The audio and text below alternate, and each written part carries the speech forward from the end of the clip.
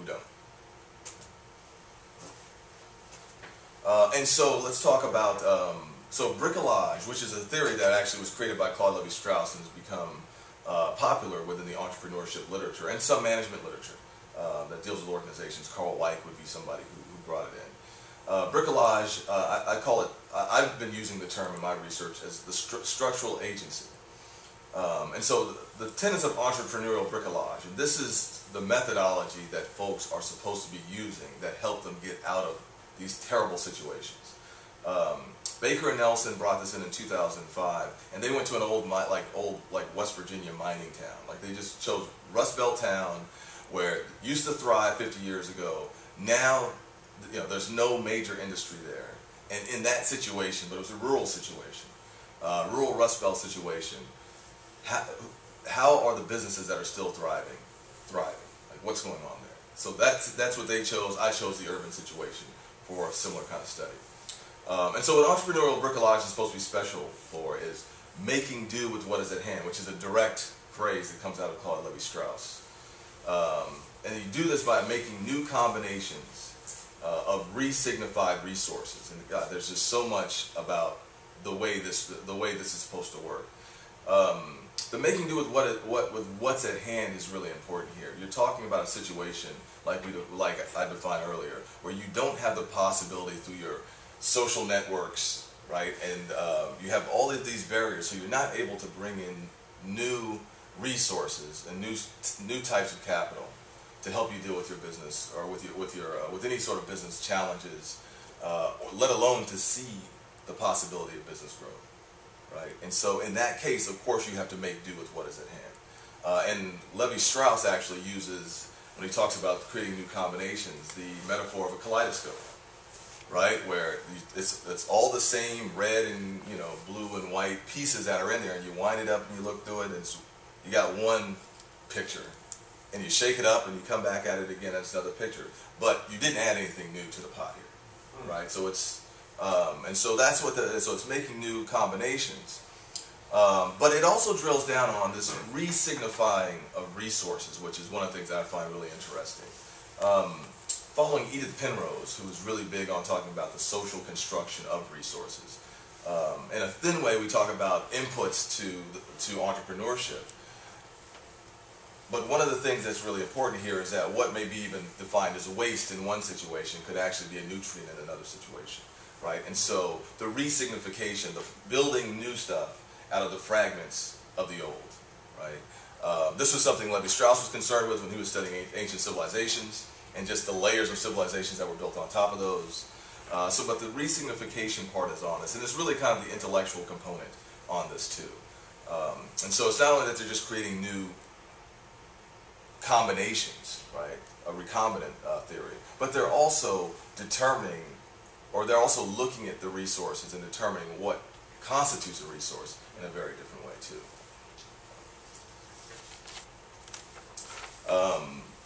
So let's talk about the urban minority business owners as, I think, the quintessential entrepreneurs, right? Once again, assuming that they're doing all of this, and I mean, I would certainly love to take leading questions on this during Q&A for more depth on bricolage. But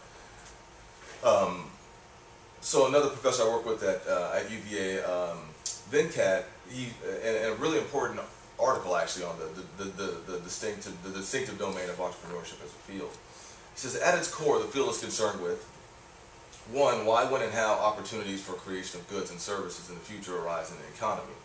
Why, when, and how are some able to discover and exploit? And clearly, I really see the bricolage fitting into that part of the conversation. And what are the economic, psychological, and social consequences of the pursuit of a future market, not only for the pursuer, but also for stakeholders and for society as a whole? And I think the bricolage piece works really strong there, particularly on the psychological and the social consequences piece, right? So to the extent that we understand how entrepreneurs are able to do this, if in fact we buy that they're doing it, to the extent that we understand that, then this might become the kind of recipe that helps to deal with the growth issues in those trapped areas that really have been a question for social theory for a long time. And entrepreneurship then becomes kind of the key methodology. So further connections to the management literature.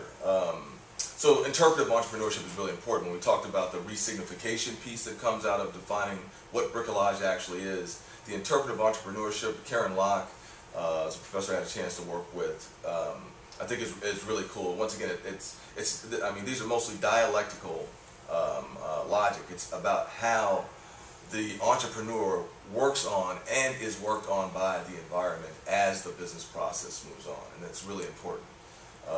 Entrepreneurial emancipation. So once again, entrepreneurship itself. I mean, we're not talking about public policy, we're talking about economic policy. That entrepreneurship itself becomes a way for dealing with the developmental issues that have plagued these areas, and to the extent that one can support that, and even through public policy support that, that it's through actual for-profit business processes that some of those